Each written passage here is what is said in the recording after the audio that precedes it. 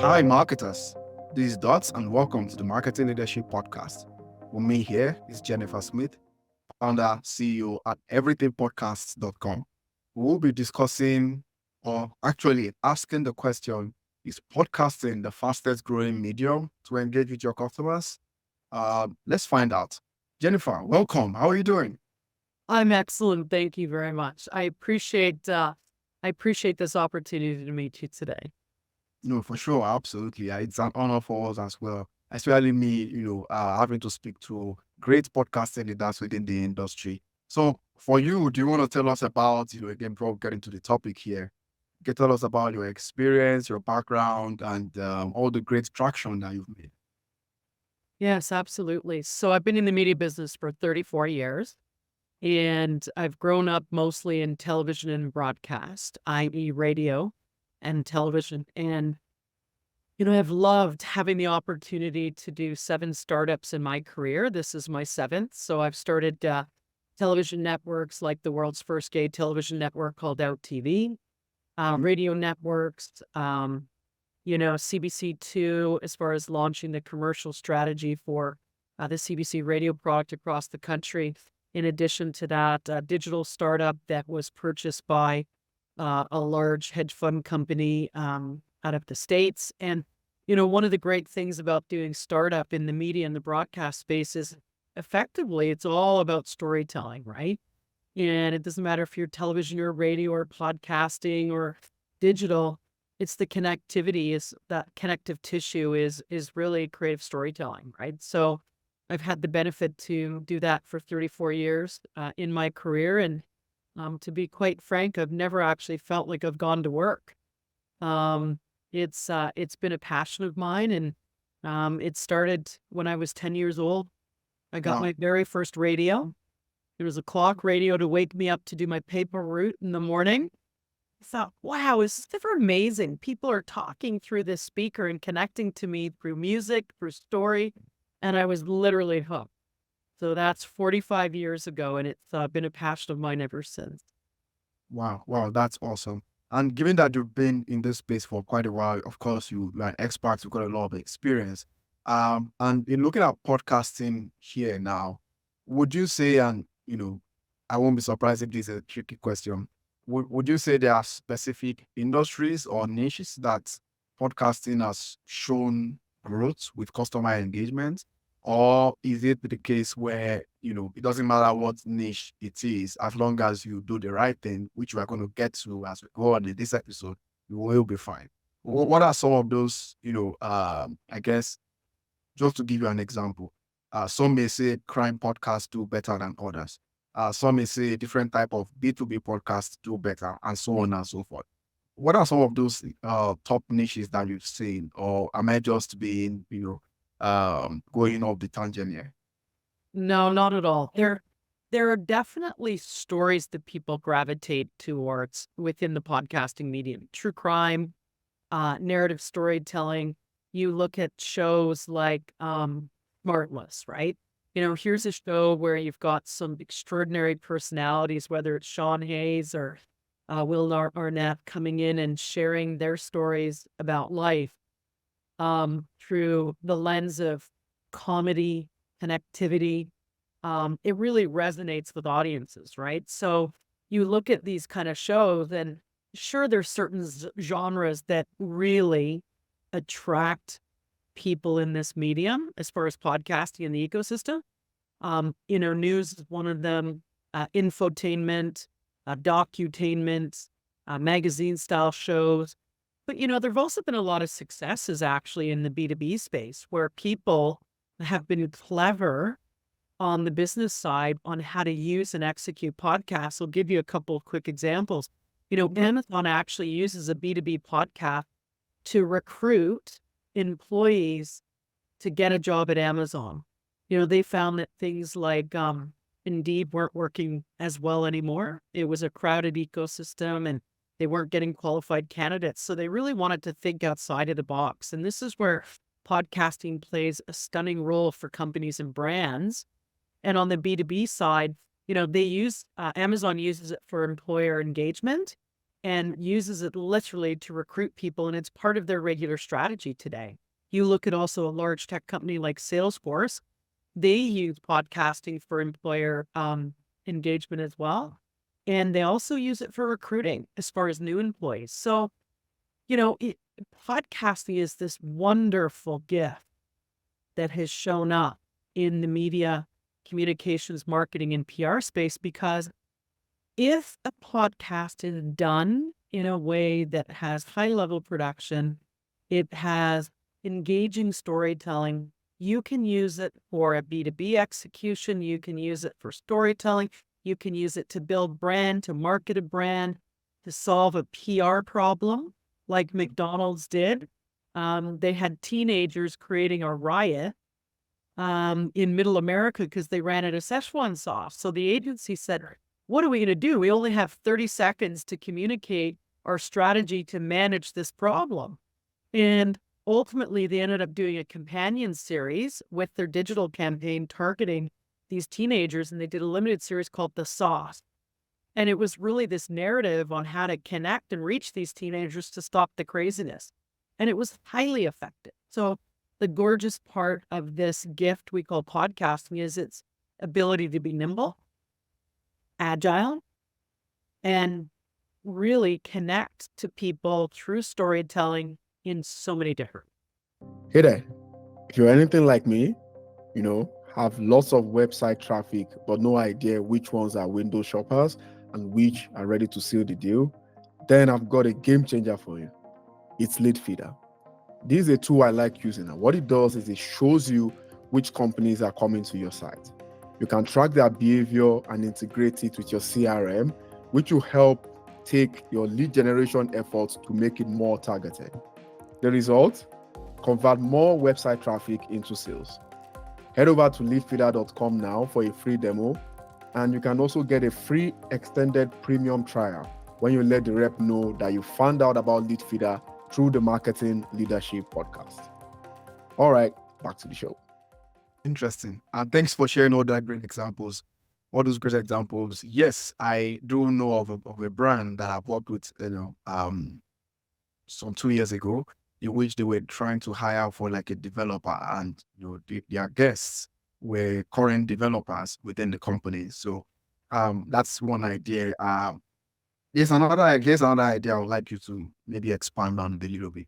Long-term brand loyalty. And I'm saying that because, again, thanks for mentioning employee engagement. That's correct. But while podcasting is a gift that keeps giving, some might just see this as a means to an end. I don't know if you've met someone who say, this podcast is my side project. And I'm not talking about a personal podcast. I'm talking about a corporate brand podcast. They say, it's just our department's side project. We'll see how it goes. And it might get shut down at any time. But what do you say to those kinds of people? What do you say to people who don't still value podcasting these days, to say, podcasting is an incredible marketing tool to drive long-term brand loyalty, especially compared with other, digital marketing tactics? Great question. What I would say to those companies and brands are, if you take a step back and you ask yourself a fundamental question as a brand, as a company, and that question is this: what are you hiring the podcast to do? What's the podcast's job? Because if a brand wants to do an infomercial that's effectively a commercial that's 30 minutes in length, no way that's going to be informative. No way it's going to work. And people are going to say, gee, if you're trying to sell me something for 30 minutes and a lot of discomfort happens and your tune-up factor's high. What we do know through multiple case studies in almost 5 years in our organization is, if you're really clear about the objective of the podcast, which is, to your point, top of the funnel, long tail branding exercise, your podcast can be phenomenally successful, because at the end of the day, what's unique about the space is this: a branded podcast lives in perpetuity. Unlike digital media, broadcast media, you're buying flighted weeks, you're buying short form content, so you get a 30 or a 60 to share your message. And you're often doing it over something like 8 weeks or 12 weeks, but here's the neat thing about podcasting. it lives in perpetuity on all of these platforms forever. So you could actually create a podcast that is rooted as far as evergreen content and use this asset for years to come. You could use your podcast to amplify what you're doing based on content in all your other channels, social, mainstream marketing, digital marketing. But the key is you need to be really clear about a podcast strategy. And that's where corporations actually make the mistake when they enter the space. They want to get quick to market and then they forget the strategy piece. So podcasting really acts as an anchor to marketing, communications, PR, and the overall brand exercise is something that it takes years to build a brand. And a lot of people don't think about this. I'll be very direct. They'll Yeah. grab their cell phone, they'll do a podcast in their cell phone and they'll go ahead and publish it. And they And think it's a podcast. wow. I'm sad to say it's not a podcast. A podcast is honestly anywhere between 5 and 6 people, a sound engineer, a producer, a writer, a showrunner, a creative director that brings the idea of your brand through an incredibly produced piece called a podcast. So at the end of the day, when brands do that, they really have an opportunity to level up what they're doing. But here's the trick. It takes us years to build a brand. And if we're going to enter the only medium that exists today that's global and that's in perpetuity, and we're going to do it really fast on a cell phone, that is literally sacrificing your brand. And it makes me sad when people do that because they don't realize the impact and they don't realize the missed opportunity. And at the end of the day, I'll give you one example of the missed opportunity. General Electric did a podcast. And here's the thing. They didn't do a podcast on a fridge because nobody's going to care. What they did was they went back to their core brand values, and those brand values were innovation and technology. So they created an original scripted series about how through innovation and technology, they could reach extraterrestrial life beyond Earth. Therefore, the consumer deduces, oh my God, if these guys can reach ET beyond Earth, extraterrestrial life, they could probably build a spectacular fridge, which in the end, for this organization, drove purchase intent by 14%.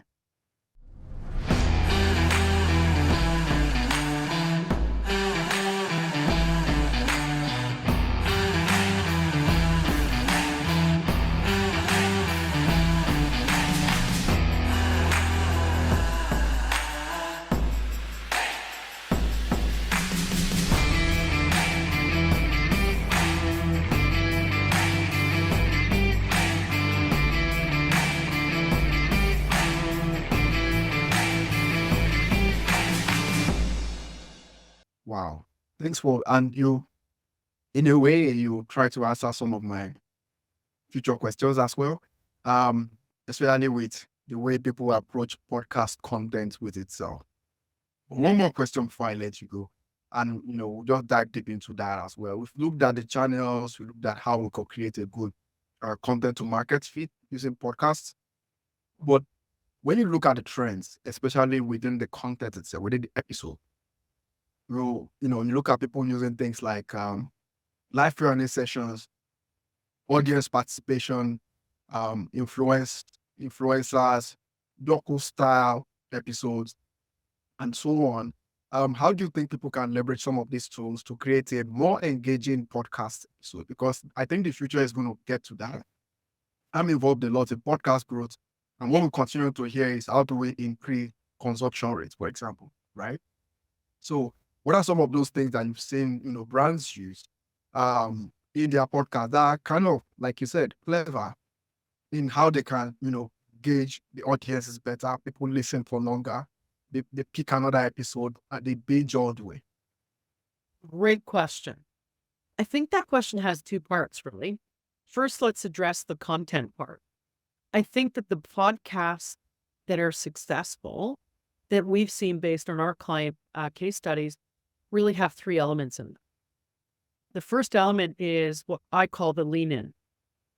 When you start your podcast, you have to have the lean in factor right up front. Newspaper did this successfully for years, and it's referred to in newspapers headline, right? What's the lean in factor? What are you going to give the listener right out of the gate? What's that allure factor? The second component is you need to be able to tell a story from an authentic perspective. And that's really important because there's so many podcasts out there. How's yours going to stick out from the rest? It's going to be through being an authentic story. And that's connectivity to the listener. It's interesting. That's so important. And the third piece that's really brings this all in together is what we refer to in our organization as the aha moment. Oprah coined it best. Every single show that she ever did, she pushed her producers. We had the benefit of working with her exec producer of 25 years, Sherry Salati, and she said, one of the things that we know for sure is every single episode we were challenged, we were pushed to say, where's the aha moment? Where is the moment where you go, aha, I didn't know that, or aha, that's interesting, or aha, wow, tell me more. And then you not only have the lean in factor, but you've got that moment where you're literally in a position like the old days of radio. I'm not getting out of the car until they finish this bit. I don't want to miss it. So it's our job as creatives to take that responsibility to deliver those three things in every single episode we do. Super, super important. Okay. Now this is the content side. And then let's talk about the discovery side, which is the marketing, the promotion of your podcast. I think it's really important to not build this beautiful show, build it and they will come, and you don't do anything and the show just sits there. How do you activate the show in your current ecosystem to use your podcast as a way to amplify what you're doing in digital marketing, social marketing, mainstream marketing? How do you do that? And that's one of the things our organization does. We have a media division within our company where we actually walk a client through a launch strategy, long-term, short-term, to allow them the opportunity to drive discovery for their podcast, but also use it as an amplifier to what they're doing. Some of the things we're seeing working today is, of course, with Google shortly discontinuing their offering of podcasts as far as a distribution arm and moving to YouTube to really find a way to leverage the current podcast as an asset within some of these distribution channels. So, of course, YouTube being video, a lot of our clients are requesting BTS, behind the scenes video vignettes, in order to push the discovery of their podcast, having some of those aha moments captured in by tape and getting it into the ecosystem of YouTube for behind the scenes reels or videos. Also can be used in TikTok and Insta. Because what you have to do is remember, because your podcast lives in perpetuity, use it as a tool to expand not only its footprint, but the footprint of your organization. Interesting. Great. You are indeed an expert. So that makes a lot of sense. I am a strategist at Content Alliance and work for this network that does marketing. And when you mentioned launch strategy, you believe it or not, I worked on one this morning. And you're just absolutely correct about that. You're very correct about the aha moment. I just came up with for this podcast a listener value guarantee. Twice in this episode, we are meeting here. We've been talking before, but we are meeting here face to face. On this podcast, twice you've said questions, and that is my own guarantee. You listen to 3 of my episodes, and at least one of those 3, in fact, like I said, 3 of those 3, you don't see good question remark, then just move on. And the reason is because of the amount of work we put on the episodes, trying to make briefs, trying to research, uncommon questions to common topics, as I would call them. One of the things that we also did, and I encourage people to look at, is where you mentioned about the beginning of the podcast. I've listened to episodes of different topics where people go for like 2 minutes on trying to introduce the guest or trying to again, this is not, I'm not talking about, tell me your background. That's not what I'm saying. I'm just talking about somebody giving a highlight of the episode before it plays. People talking about their sponsors and so on and so forth. And, people then jump off afterwards. So try to cut the journey between the start of the episode and the content as possible, as much as possible. Except if you are a brand that is trying to do like a skit. I've seen some brands do 1 minute skits within their podcast episode. That's the very first thing. So the people get hooked.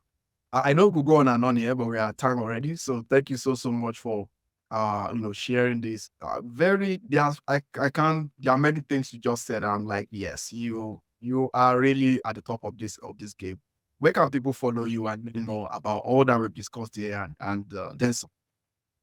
Well, I really appreciate that. And anytime you would like to connect and get more information, whether it's for this podcast or any of your clients, we're always happy to help. This is I think the gift of this type of medium is that it's a blue ocean. It's going to be ubiquity. Podcasting is so simple. It's so easy. As we know today, this is really our computer, right? Our iPhone. And this is what's so wonderful. You can infotain on a podcast. You can be captured in the allure of a documentary. You can have a news program. You can learn, educate, infotain, entertain. It's just so wonderful. So anytime that we can be a contributor, we're always pleased to do that. Our company is here to pay it forward. And a really important piece to that is being able to always make the time to share and to care. We're prepared to do that because we love the industry. If you want any information about us or how we can help you and be in support, we are very easy to find. It's everythingpodcast.com. Come check us out, or feel free to follow us on any of our socials, whether it's YouTube or Insta or Facebook or LinkedIn. We're happy to be in support of anybody, whether it's 1 question, 10 questions. It doesn't matter. We're just here and we're more than delighted to help at any moment. Absolutely. Guys, if you want to see more episodes like this one, just go to my website, dotslovesmarketing.com, or subscribe on your favorite podcast player. Again, on the mobile phone, at Jetfad, raise if you are watching, but if you're listening, she raised a mobile phone there. Just search marketing leadership. Till next time, guys, connect the dots.